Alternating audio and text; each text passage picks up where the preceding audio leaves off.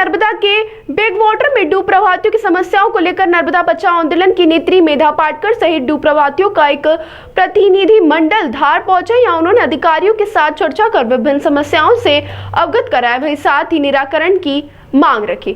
तो वहीं इस दौरान विभिन्न समुदाय के सरदार सरोवर विस्थापितों का दल मंगलवार को अपर कलेक्टर अश्विनी कुमार रावत से मिला। इस दौरान मुकेश भगोरिया, सुशीला नाथ, देवी सिंह तोमर आदि मेधा पाटकर के साथ धार पहुंचे और अपर कलेक्टर से समस्याओं को लेकर संवाद किया। इस दौरान बताया, आज तक बैक वाटर लेवल कम करने की अवैध प्रक्रिया तथा नर्मदा घाटी के विविध बांधों में छोड़े पानी का जल नियमन पर वर्ष 2023 के विनाशकारी अनुभव के बाद भी निर्णय नहीं लिया गया, जो नर्मदा घाटी विकास प्राधिकरण तथा नर्मदा नियंत्रण प्राधिकरण का काम और जिम्मेदार है। जब तक कुछ हजार विस्थापित परिवारों का नर्मदा ट्रिब्यूनल फैसला यानी कानून पुनर्वास नीति और 2000 से 2019 तक के न्यायालयीन आदेशों के तहत सभी विस्थापितों का संपूर्ण पुनर्वास पूरा नहीं होता, तब तक सरदार सरोवर के गेट खुले रहकर जलस्तर 122 मीटर पर रोकने की मांग नर्मदा आंदोलन कार्यकर्ताओं ने दोहराई।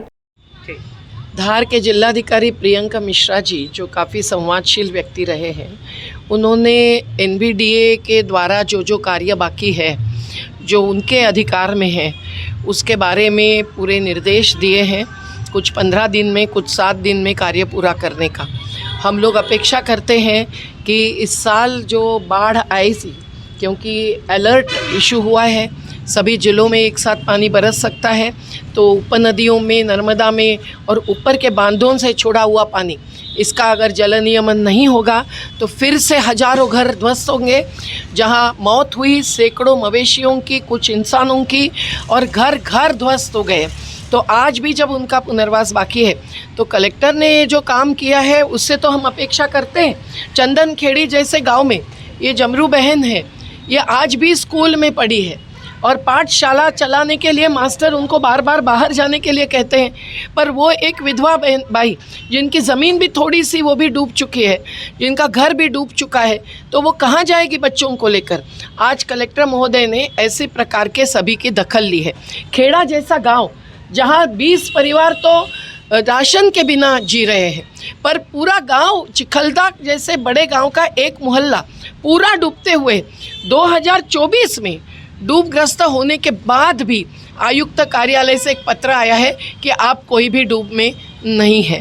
तो इस प्रकार से जो हुआ है, कुम्हारों को ज़मीन 50 किलोमीटर दूर आवंटित करने की बात चालू हुई। हमने आज स्पष्ट कहा है कि ये नहीं हो सकता है। तो ऐसे हर जगह की बात, और धार तहसील में जो अतिक्रमित ज़मीन है उसमें अतिक्रमण हटाना संभव नहीं है। वो भी पुराने खेती करने वाले आदिवासी है, तो आदिवासी विरुद्ध आदिवासी झगड़ा क्यों लगाए भाई? इनका जो पात्रता के अनुसार लाभ मिलना है, ज़मीन नहीं दे पाने पर सुप्रीम कोर्ट के 2017 में हमारे आंदोलन के ही याचिका में आए हुए फैसले के अनुसार वो है 60 लाख का, तो वो इनको देना तय होने के बावजूद फिर से पलटने का निर्णय हुआ। तो हम लोगों ने कलेक्टर को आज पूरी हकीकत बताई है और अपेक्षा की है कि वो धरातल की स्थिति ऊपर तक खबर करेंगे, और नर्मदा कंट्रोल अथॉरिटी जो अंतर्राज्य है, केंद्रीय रिव्यू कमेटी है, इस सब के सामने ये बात पहुंच जाए कि पुनर्वास पूरा नहीं हुआ है, जबकि ये 2009 से सबका पुनर्वास पूरा हुआ है। ये 2019 तक के जो एनुअल रिपोर्ट्स हमारे हाथ में, उसमें यही बताते रहे हैं। तो ये सरकार का झूठापन नहीं चलेगा। सत्य के लिए सत्याग्रह अगर फिर से डूब आई तो हमको करना पड़ेगा।